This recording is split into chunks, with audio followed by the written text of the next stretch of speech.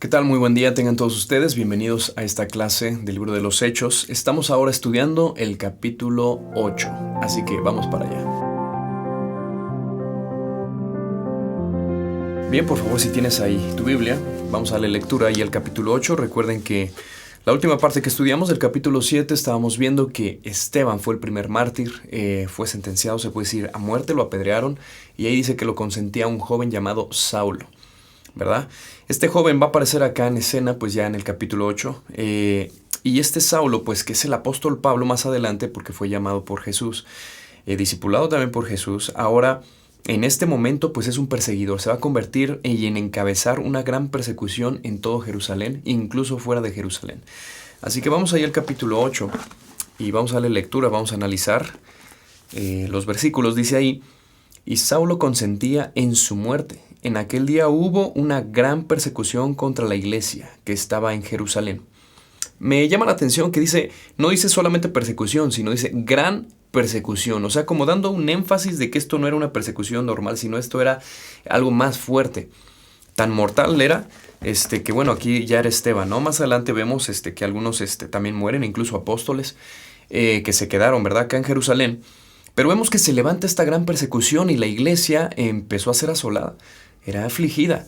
Dios estaba permitiendo esta prueba para la iglesia. Recordemos que por lo menos aquí ya han pasado 10 años desde Pentecostés aproximadamente. Y allá atrás, hace 10 años, cuando Jesús daba las últimas instrucciones, les había dicho que tenían que hacer discípulos no solamente en Jerusalén, sino que también deberían de ir a Judea, a Samaria y hasta lo último de la tierra. Una tarea imposible que hasta el día de hoy humanamente es imposible, pero es gracias al Espíritu Santo que esto es posible. Entonces, la iglesia durante todos estos 10 años fue creciendo de manera exponencial, se puede decir, por todas las señales de los apóstoles, el Espíritu Santo moviéndose con poder, convenciendo corazones y también predicando el Evangelio. La gente creía en Jesús. Pero ¿qué pasaba con la iglesia? Se estaba acomodando, la iglesia sí estaba creciendo, pero estaban olvidando Judea, estaban olvidando Samaria, estaban olvidando ir hacia lo último de la tierra. Y es lo que sucede hoy en día muchas veces con algunas iglesias que están muriendo, iglesias que en vez de ver hacia afuera, empieza a ver hacia adentro los defectos de los hermanos, y entonces empieza a haber un caos y puede haber divisiones, y en vez de multiplicarse sanamente, muchas veces se multiplica dividiéndose, lo cual pues no es correcto, ¿verdad? Esta iglesia se estaba acomodando y entonces Dios permite una persecución para de todos modos lograr su plan, o se puede decir la voluntad de Dios, que era seguir hablando del Evangelio, pero ¿a dónde? Hacia Judea y hacia Samaria. Así que Dios iba a permitir una persecución y iba a ser usado, pues, quién más y nada menos que Saulo, que en este momento, pues sí es usado también por Dios para esto, pero no es cristiano, es un perseguidor de la iglesia. Así que dice ahí que esa persecución, dice, contra la iglesia, dice, y todos fueron esparcidos por las tierras de Judea, Samaria, salvo los apóstoles. Cuando dice que todos fueron esparcidos, la palabra esparcidos también, ya aquí con una traducción al español, pero en griego es diasporae, que significa, o bueno, diáspora o diasporae en griego, que significa simplemente esparcir la semilla. Era una palabra usada en los cultivos o en los sembradíos para las semillas. Cuando eran esparcidas en un terreno ya limpio y preparado, entonces ahora sí, diasporae, se iba a esparcir. Entonces la iglesia, como esa semilla del evangelio, iba a ser ahora esparcida, y a donde quiera que iban los cristianos, a donde quiera que iban un hijo de Dios, ahí iban a predicar el evangelio, y entonces habría salvación para aquellos corazones que ya estaban listos, ya estaban preparados. Recuerden, la tierra fue preparada por Cristo. Cristo en esos 3 años de ministerio preparó prácticamente la tierra de Judea y de Samaria. Con sus apóstoles, yendo a cada una de esas aldeas, hablando, arrepiéntanse, el reino de los cielos aquí está cerca, está siendo ofrecido, y claro, haciendo señales, ¿verdad? Jesucristo con tantos milagros que ni siquiera todo eso se ha escrito, ¿verdad? Solamente los 4 evangelios nos podemos dar una idea nada más, pero hay muchos detalles que no conocemos, que no están escritos acá, ¿verdad? Sin embargo, fue preparada esa tierra para que la iglesia ahora sí cumpliera pues su trabajo y esa función. Fueron esparcidos, dice ahí, ¿a dónde? A Judea y a Samaria. Listo, se estaba cumpliendo la voluntad de Dios. Recuerden que Jesús dijo que iba a venir el Espíritu Santo, Hechos 1:8. ¿Pero para qué? ¿Cuál era la función? Dice ahí, para ser testigos. ¿En dónde? En Judea, Samaria y hasta lo último de la tierra. Sin embargo, la iglesia se estaba acomodando. Dios permite una persecución. Así que, hermanos, ¿estás escuchando? Pues debemos animarnos con esta palabra a seguir viendo lo que el corazón de Dios realmente quiere. ¿Cuál es la voluntad de Dios para la iglesia? Es seguir hablando del Evangelio. No debemos nada más acomodarnos y ver hacia adentro, porque eso es peligroso, tan peligroso que empezamos a ver los defectos de los demás. Empezamos a confrontarnos unos a otros, empezamos a pecar con otros y no nos enfocamos verdaderamente en el plan verdadero de Dios, el cual le da vida, es el motor de la iglesia, que son las misiones. Y cuando hablamos de misiones, pensamos que es irnos hasta el otro lado del mundo, ¿verdad?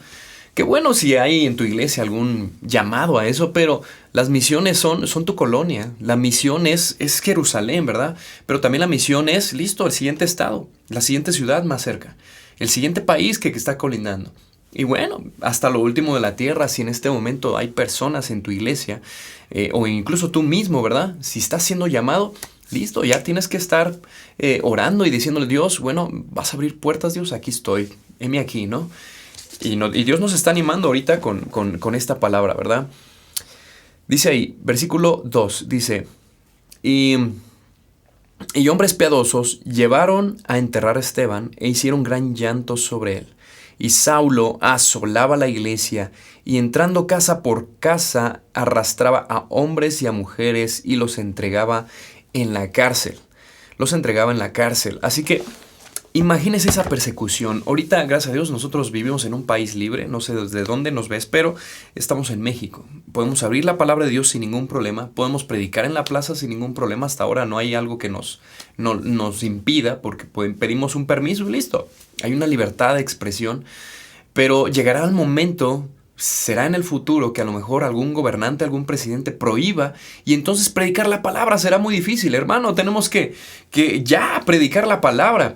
Tenemos que aprovechar estos tiempos de libertad, porque allá atrás murió gente en la revolución, murió gente en guerras pasadas que a lo mejor ni eran cristianos, pero Dios usó muchas veces eso para que nosotros, cuando el evangelio haya llegado y se haya esparcido en todo México, ahora sí, listo, seguir adelante, pero tenemos que alcanzar la siguiente generación. ¿Cómo? Pues haciendo uso una vez más de las herramientas que Dios nos ha dado. La principal es a su Espíritu Santo. Su Espíritu Santo. Bueno, vamos a avanzar. Vamos al versículo 4. Dice ahí, pero los que fueron esparcidos, listo, esa diáspora, ¿verdad? Los que fueron esparcidos, dice, iban por todas partes anunciando el evangelio. En otras palabras, hermano, iban tirando la semilla. Iban tirando la semilla a estas tierras que estaban listas.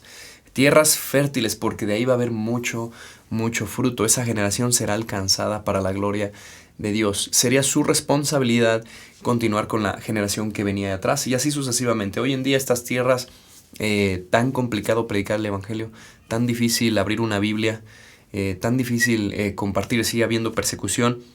Muchos de estos países también ya están vetados, ¿verdad?, para los cristianos, tan peligrosos el día de hoy. Así que dice ahí que iban por todas partes anunciando el evangelio, ¿verdad? Versículo 5 dice ahí, entonces Felipe, descendiendo a la ciudad de Samaria, dice, les predicaba a Cristo. ¿Y quién es ese Felipe? Recuerde usted, ese Felipe es uno de los 7 diáconos escogidos acá en la iglesia de Jerusalén, llenos del Espíritu Santo, de buen testimonio y llenos de sabiduría. Este hombre, al igual que Esteban predicaba el evangelio y por eso acá en el capítulo 7 fue apedreado. Pero acá tenemos otro diácono. Para que vean nada más, una persona que ponemos en un ministerio, que es líder, se supone que tiene estos 3 requisitos, es una persona que seguramente le va a importar las misiones, seguramente predica, no tiene vergüenza ni problema en compartir el evangelio. Qué bueno que tuviéramos la gran mayoría de líderes así. Sin embargo, muchas veces a lo mejor les gusta nada más mandar, dar órdenes, pero No te gusta hablar del evangelio. Cuando hay una actividad evangelística, ¿dónde están los diáconos? ¿Dónde están los líderes? ¿Dónde están las personas que se supone que deben estar acá, verdad? Y lo digo así con toda confianza, hermano, no para criticar ni nada, sino simplemente es como una exhortación que Dios nos está haciendo. Yo me incluyo porque esto, Dios, es la palabra de Dios y nos tiene que hacer un efecto en nuestro corazón. Nos tiene que despertar de la comodidad como esta iglesia que se estaba acomodando y una persecución vino a despertarla.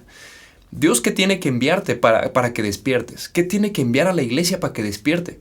No queremos una persecución como esta, pero muchas veces vienen problemas, vienen detalles que al pastor lo tienen que despertar, que a los líderes los tiene que despertar, incluso a nosotros en lo personal, ¿verdad? Nos tiene que despertar. Y listo, tenemos que enfocarnos en lo que verdaderamente importa y lo que es urgente. Y lo que es urgente aquí son las almas perdidas, las almas que próximamente, si no conocen a Cristo, se van a perder. Se van a perder. Eso es importante. Debemos amarlas. Amar a las personas. Bueno, entonces acá este diácono, dice Felipe, descendiendo a la ciudad de Samaria, predicaba a Cristo, dice, y la gente unánime escuchaba atentamente las cosas que decía Felipe, oyendo y viendo las señales que hacía. Ahora, ¿por qué decimos que es este diácono? Porque recuerden los apóstoles, porque había un apóstol llamado Felipe también, se quedaron ahí, en Jerusalén. Por lo tanto, sí es el diácono, seguramente. Dice acá, oyendo y viendo las señales. Y esto me recuerda, pues, también en otras partes de la Biblia, que la fe viene también, ¿qué? Por el oír. Y el oír, ¿qué? La palabra de Dios. Entonces esta gente estaba escuchando la palabra de Dios, pero no solamente escuchaban, sino que había señales que Felipe, también en Dios, como respaldando su ministerio, pues entonces hacía. De manera que no solamente lo escuchaban, sino que ya veían un testimonio, veían milagros. Veían esa clase de señales que el Espíritu Santo, cómo usaba Felipe. Sumamente importante esto, hermanos. Por eso, si tú quieres predicar el Evangelio, si te quieres dedicar, incluso quieres ser misionero, quieres ser pastor, plantar iglesia, tener un ministerio, tu testimonio es sumamente importante. La llenura del Espíritu Santo es sumamente importante, porque eso va a respaldar tu ministerio. Si tú no tienes un testimonio, si no dejas que Dios controle tu vida, difícilmente la gente va a aceptar, o sea, difícilmente la gente va a creer tu mensaje, tu ministerio. Va a ser difícil. En cambio, sé sabio, lleno del Espíritu Santo y tienes un testimonio, Dios está respaldando tu ministerio. Va a ser efectivo, porque Dios te va a usar. No porque tú seas efectivo, no, sino el que mora en ti te va a usar.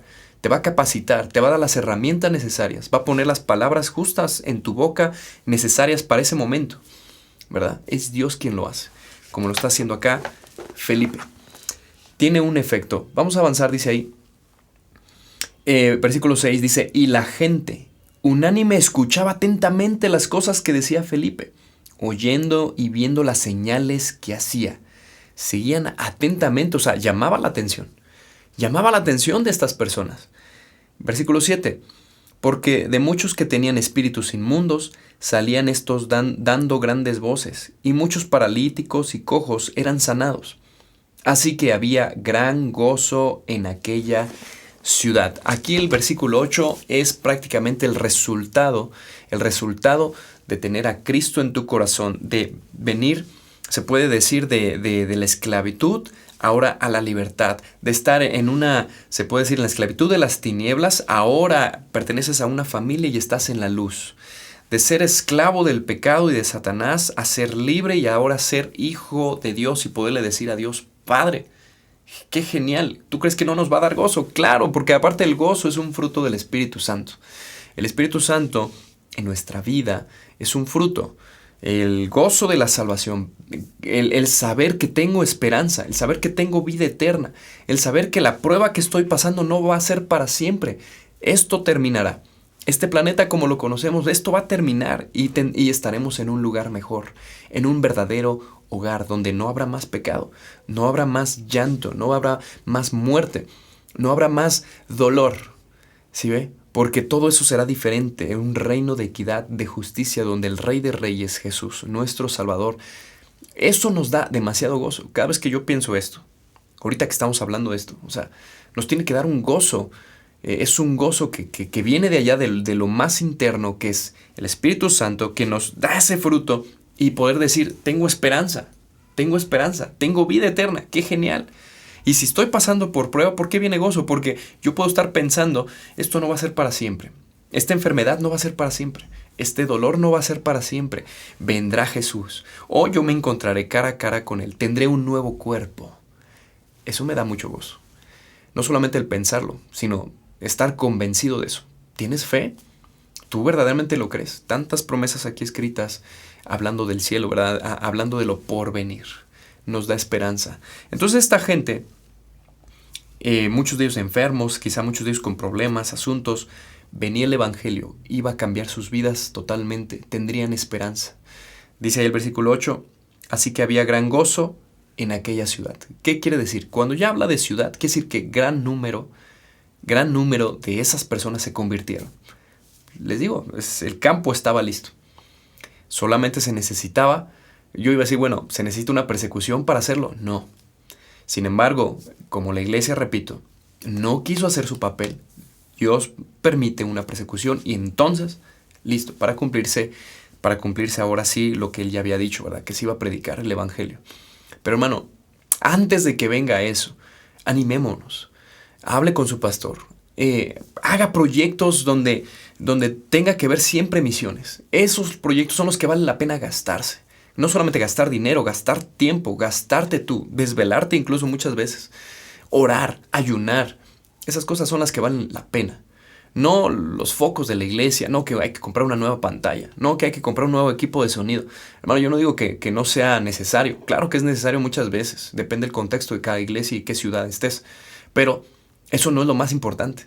No vale la pena gastarnos mucho tiempo ahí.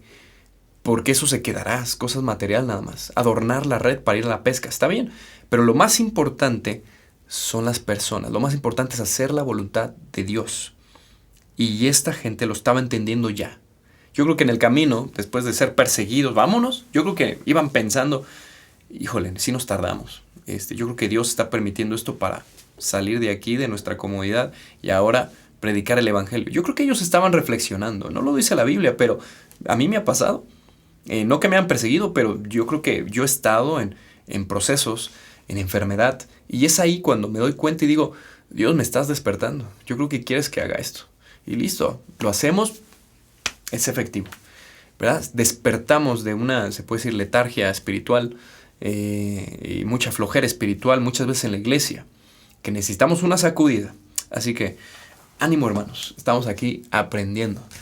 Bien, versículo 9, vamos al versículo 9, aquí comienza la historia, o le da un toque más, dice aquí, pero había un hombre llamado Simón.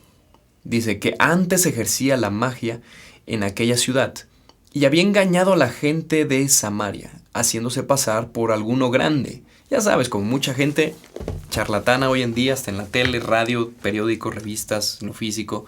Gente que engaña a tantas personas haciéndose grande, ganando dinero. Y me refiero, por ejemplo, hay gente que es motivadora, ¿no? Y hace videos de motivación personal, robándoles el dinero a la gente, porque realmente esa motivación o esa clase de motivación es un rato, te motivas un rato mientras haya dinero, mientras está sucediendo, pero el día que eso se acaba, sientes un vacío y luego hay gente que incluso se quiere quitar la vida por hacerle caso a estos charlatanes. Pues bueno, aquí había un hombre que era charlatán, era un hombre que estaba engañando a mucha gente y se estaba dejando su dinero, él de eso vivía.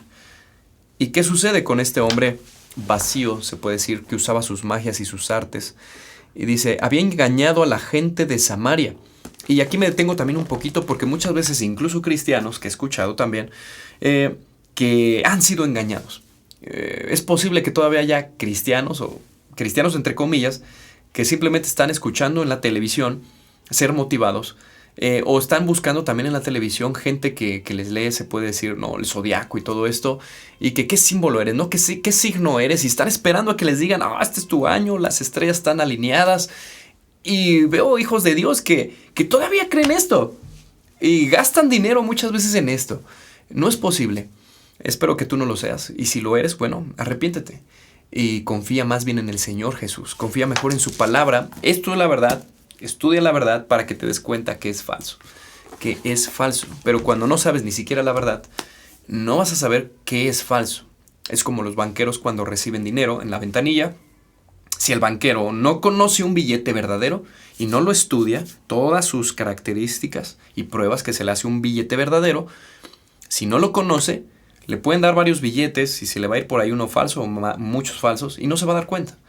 Lo mismo nosotros, si no conocemos la palabra de Dios, si no conocemos lo que es verdadero, cuando veamos en la tele, cuando veamos motivadores o incluso falsos pastores, falsos profetas, incluso gente que se dice apóstoles, no apóstoles de Cristo, y todo lo que dicen lo podemos creer, pero muchas veces todo lo que está diciendo a veces lo está torciendo o lo está sacando fuera de contexto o lo está alineando a un beneficio a ese falso profeta y le roba a la gente y le roba a muchas personas. Quisiera decir aquí nombres, pero no va a ser que me censuren. Como que hoy ando muy, muy intenso, diría mi mamá. Pero bueno, es que este tema pues, se presta para eso, hermano. Debemos despertar. Debemos despertar y no hacer caso a charlatanes. Pero ¿cómo darse cuenta que existen estos charlatanes? Estudiemos la palabra, la verdad. Así es. Bueno, pues para este hombre llegará la salvación. Dice ahí que engañaba a la gente de Samaria, haciéndose pasar por algo grande. Versículo 10. A este oían atentamente todos, desde el más pequeño hasta el más grande. Imagínate, hasta los niños los traía cautivos con sus magias y trucos, haciéndose pasar por algo grande, ¿verdad? Dice ahí, desde el más pequeño hasta el más grande, diciendo, este es el gran poder de Dios. Y aquí es donde viene ese pecado, ¿no? El pecado de soberbia, de robarle la gloria a Dios, de decir o usar el nombre de Dios en vano porque está mintiendo, está engañando a la gente y está metiendo incluso a Dios. Eso es grave. Ahora, no más grave que otros pecados, ¿no, hermano? Porque luego podemos decir, no, es que aquel pecado es peor que este. Pues a lo mejor socialmente sí, pero delante de Dios, mugre es mugre, lodo es lodo, tinieblas es tinieblas. Allá no es que esté más oscuro que acá. No, o sea, pecado es pecado. ¿Y qué está haciendo este charlatán? Está metiendo el nombre de Dios y lo está usando para aprovecharse, para él tener un beneficio. ¿Cuántos hombres en la historia han hecho esto? Ahí tienen las cruzadas. Gente con poder, gente queriendo tener, se puede ser autoridad de Dios y haciéndose el pontífice o sumo pontífice porque es un título que solamente a Cristo se le da. Mandando legiones a Tierra Santa y las cruzadas, ¿no? Matando en nombre de Dios. Y eso queda tan registrado en la historia que la gente que fue de aquel lado, musulmanes, nos odian. Nos odian por la historia y nos odian por tantas cosas y desgracias que se hicieron en el nombre de Dios. Lo mismo que pues este charlatán estaba haciendo. Claro que acá pues más fuerte porque estamos hablando de vidas humanas, vidas inocentes. Niños murieron, mujeres fueron violadas. Y cuando uno lee la historia uno dice, oh, no puede ser. Wow. ¿Cómo es posible manchar el nombre de Dios a tal grado? Pues sí, es posible. Así somos los humanos. Somos, pues decir, como la palabra de Dios nos dice, ¿no? Así somos, tan necios. Hermanos, es un tema importante, ¿verdad? Meter allá a Dios en algo falso es pecado. Es usar el nombre de Dios en vano. Aún así, aún en chistes obscenos meter a Dios y reírnos todavía de estos chistes. O simplemente cuando uno se tropieza y decir el nombre de Dios. O meter a Dios en cualquier cosa, ¿no?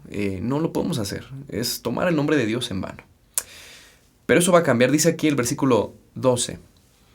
Pero cuando creyeron a Felipe, que anunciaba el evangelio del reino de Dios y el nombre de Jesucristo, dice, se bautizaban hombres y mujeres. Dice ahí 13. También creyó ¿quién? Simón mismo. La palabra de Dios dice que creyó. Aunque va a pasar algo que pareciera como que no era creyente. Pero vamos a analizarlo. Dice ahí. También creyó, ¿verdad? Y habiéndose bautizado, estaba siempre con Felipe. Como que él quería aprender. Y estaba aprendiendo. Realmente se veía un interés. Dice, y viendo las señales y grandes milagros que se hacían, estaba atónito. Estaba tan sorprendido se puede decir, Simón, ¿no? El mago. Dice, cuando los apóstoles que estaban en Jerusalén oyeron que en Samaria habían recibido la palabra de Dios, enviaron allá ¿a quién? A Pedro y a Juan. Dice, los cuales, habiendo venido, oraron por ellos para que recibiesen el Espíritu Santo. Ahora vamos a detenernos un poquito acá, vamos a hablar un poquito de este tema, para que recibiesen el Espíritu Santo. Aquí hay un propósito. Más adelante, a partir del capítulo 10, vemos que el Espíritu Santo lo reciben en cuanto creen. Ahorita vamos a hablar de algunos pasajes, pero en este momento era muy específico porque estamos hablando de Samaria. Samaria, por los judíos, era considerado como una mezcla, no solamente de judíos, sino una mezcla de otros reinos que allá en el año 700 y tantos, de estos reinos, hubo una mezcla. Recuerdan ustedes en la cautividad y también cuando fueron conquistados el reino del norte. Entonces, ¿qué pasó? Pues hubo una mezcla con los judíos que estaban ahí y con estos reinos que llegaron a conquistar, se puede decir. Hubo esa mezcla y por lo tanto ellos fueron aislados, ¿no? Y los judíos los empezaron a rechazar. Y entonces no se podían ver. Samaria y los judíos pues tenían ese conflicto, ¿no? Ese conflicto de adoración, además de que ellos empezaron a hacer una adoración, se puede decir un poquito más, no tan ortodoxa, y por lo tanto a los judíos no les gustaba que ellos hicieran esa clase de adoración, ¿no? Había un conflicto ahí muy religioso, ¿verdad? Muy interno, y no se podían ver. ¿Pasar por Samaria? No, hombre, jamás. Mejor hay que rodear, ¿no? Y para el judío era muy difícil convivir con un samaritano. Es por eso que envían ¿a quién? A Pedro y a Juan, personas con autoridad, ¿verdad? Con esa autoridad espiritual para poder consolidar justamente esto y entonces ahora sí, de parte de ellos orar y que el Espíritu Santo ahora sí viniera y no solamente se completara todo el proceso, ¿verdad? De qué es ese paquete, de qué es el nacer de nuevo, que viene un don o vienen varios dones, ¿verdad? Del Espíritu Santo. Mi pregunta sería, ¿ya conoces tu don? No solamente eso, sino que también tu nombre sería escrito en el libro de la vida, vendrías a nacer de nuevo y el Espíritu Santo viene y te sella como una pertenencia, me perteneces, ahora eres parte de la familia de Dios. A todo ese paquete se puede decir, nosotros le podemos llamar como el bautismo del Espíritu Santo. Inmersos, ¿verdad? Ahora en la familia de Dios. Antes era la familia de las tinieblas, pues ahora soy en la familia de Dios. Antes era esclavo, ahora soy libre. Entonces viene Pedro y Juan para consolidar esto y no que haya una rivalidad como fue en el pasado, ¿verdad? Una rivalidad de adoración. Y esto se tenía que evitar. Una iglesia estaba creciendo en Samaria, pero iba a ser rival, puede ser, de la iglesia en Jerusalén. Entonces esto había que evitarlo. Y las personas sabias dijeron, ¿sabes qué, Pedro, Juan? Vámonos. Entonces, probablemente esta causa fue la que los llevó entonces a Samaria. Oraron. El Espíritu Santo llegó y listo, era consolidado todo eso. Ya estaba ahí Pedro, ya estaba ahí Juan. Y la iglesia en Jerusalén, amén, ¿no? Por los hermanos ahora, ¿de qué? De Samaria. No debía haber rivalidades, debían de convivir unos con otros sin importar problemas pasados. Y dice ahí el versículo 16, porque aún no había descendido sobre ninguno de ellos, sino que solamente habían sido bautizados en el nombre de Jesús. Entonces les imponían las manos y recibían el Espíritu Santo.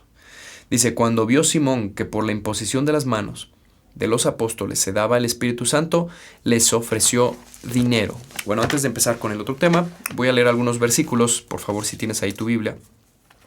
Vamos ahí, por ejemplo, más adelante ahí en Hechos, capítulo 10, versículo 44.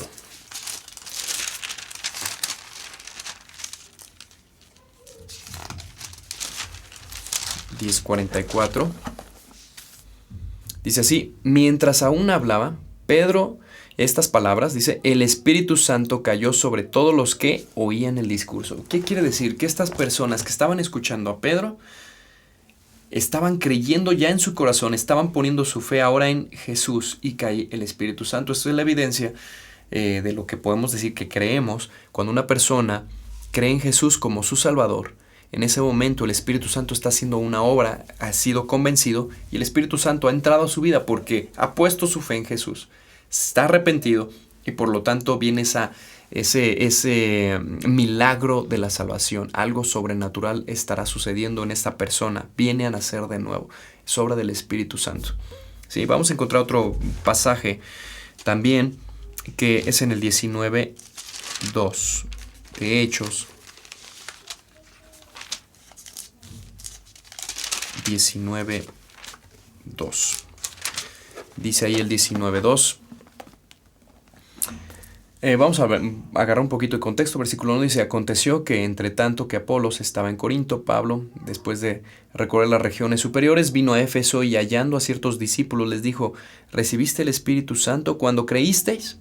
Y ellos le dijeron: ni siquiera hemos oído si hay un Espíritu Santo. Bueno, aquí la pregunta del apóstol Pablo: bueno, ¿recibiste al Espíritu Santo cuando creíste? Claro, porque para ese entonces, les hablo desde que el capítulo 10 en adelante, parece ser que ahora el Espíritu Santo viene y posa y entra a las personas a partir de esa fe puesta en Cristo. Solamente falta escuchar, como viene otro versículo más adelante, ¿verdad?, que ahorita vamos a leer, que la fe viene por el oír.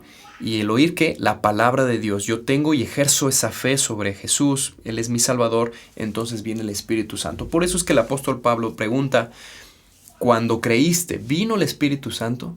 Entonces es lo mismo que de lo cual estamos hablando, ¿verdad?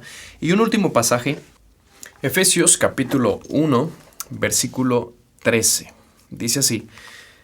Dice: en él también vosotros, habiendo oído la palabra de verdad, el evangelio de vuestra salvación, y habiendo creído en él, fuisteis sellados con el Espíritu Santo de la promesa. Miren, este pasaje nos habla de estas dos cosas primeramente, ¿verdad? Dice que habiendo oído, dice la palabra de verdad, el evangelio, ¿verdad?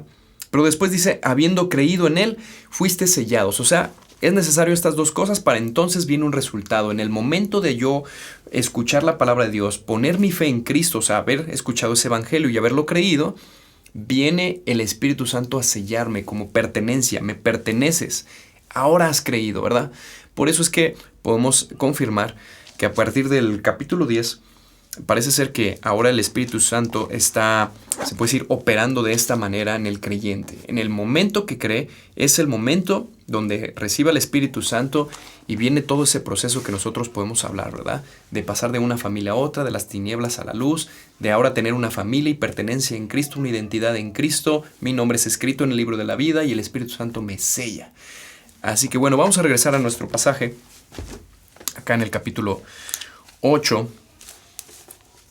Vamos a seguir y dice así la palabra de Dios, versículo 18. Dice: cuando vio Simón que por la imposición de las manos de los apóstoles se le daba el Espíritu Santo, les ofreció dinero diciendo: dadme también a mí este poder para que cualquiera a quien yo impusiera las manos reciba el Espíritu Santo. Este versículo 19 nos habla todavía de que obviamente pues es un recién convertido, se puede decir Simón, y parece ser que una de las áreas donde él batalla es justamente esa área de la ambición. Es un área complicada. Yo acá le puse, bueno, aquí en mis apuntes, ¿verdad?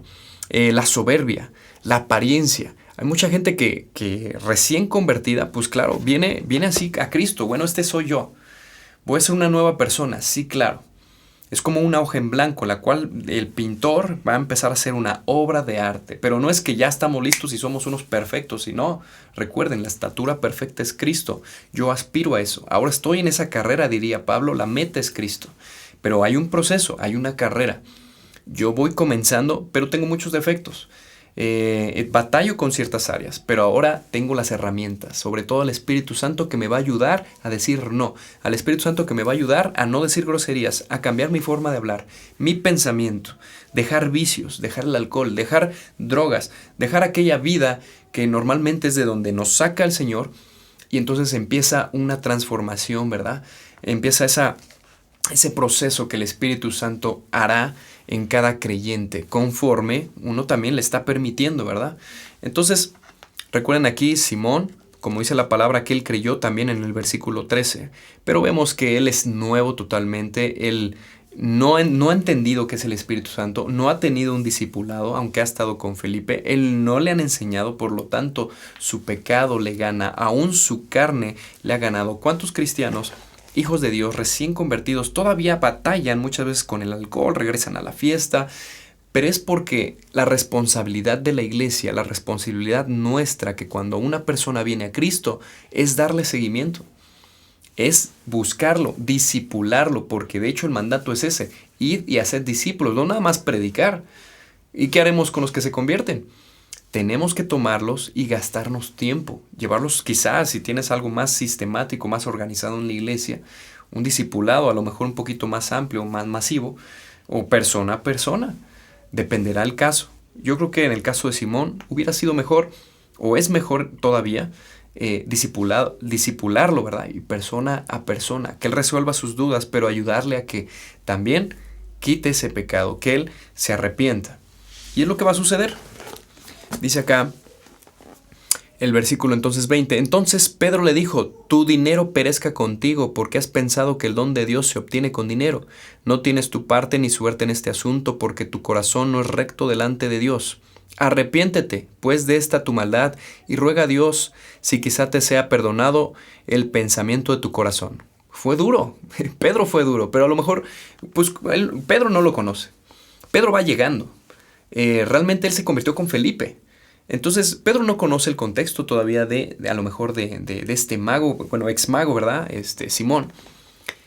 Pero Pedro a lo mejor ahí fue duro. Sin embargo, eso le hizo despertar también, pues, a Simón. ¿Y qué es lo que va a suceder? Dice ahí: porque en hiel de amargura, versículo 23, y en prisión de maldad veo que estás. Respondiendo entonces Simón dijo: rogad vosotros por mí al Señor, para que nada de esto que habéis dicho venga sobre mí. Y ellos, habiendo testificado y hablando la palabra de Dios, se volvieron a Jerusalén, y muchas poblaciones de los samaritanos anunciaron el evangelio. ¿Qué pasó con Simón? Pues ya no nos dice la historia, ¿verdad? ¿Qué fue lo que sucedió? ¿Qué fue lo que pasó? Pero vemos que aún Simón no se alejó, ¿verdad? Dijo: bueno, mejor rueguen por mí. Muchas veces el bebé espiritual, el recién convertido, nos pide eso. Si te ha pasado, ore por mí, ora por mí. Estoy batallando con esto. Hermano, es como una evidencia también de que a lo mejor sí se ha convertido. Ok, no podemos ver su corazón. Yo sé que Dios es el que lo ve. Pero si Él está ahí, si sigue asistiendo a la iglesia, si ese te busca, te dice: ora por mí, hermano, búscalo, disipúlalo. Quizás es una evidencia de que ha nacido de nuevo también. Así que, bueno, yo de Simón, esa es mi opinión. Quizá la Biblia no te dice si, bueno, fue salvo o no fue salvo. Yo aquí veo algo de lo más cotidiano que a veces uno vive también aquí, como pastor o como se puede decir, persona que ya pasó por ese proceso también. Y podemos hablar de esto, ¿verdad? Vamos a dejarle aquí, hermanos, vamos a dejarlo, y lo vamos a continuar en la siguiente clase. Así que cierra ahí tus ojos. Gracias, Dios, por este día. Gracias, Señor, porque hablas a nuestra vida a través de estas historias, Señor, a través de tu evangelio, a través, Señor, de tu palabra. Te pedimos, Señor, que nos permitas seguir despertando, Señor, muchas veces de nuestra letargia, Señor, espiritual, que nos permitas, Señor, seguir haciendo tu voluntad, que tu Espíritu Santo, Señor, nos guíe a seguir predicando tu palabra, a que la semilla sea esparcida, Señor, no solamente en nuestra ciudad, sino también permítenos, Señor, levantar la mirada y buscar aquellos lugares incluso donde ni siquiera hay iglesia, o donde hay quizá muy pocos, que, Señor, quizá hijos tuyos, y que necesitan esa ayuda también, Señor, incluso colaborar con ellos, Padre. Te pido que tú nos permitas, Señor, ser tu iglesia, que brillemos, Señor, a donde quiera que vayamos. En el nombre de Jesús. Amén.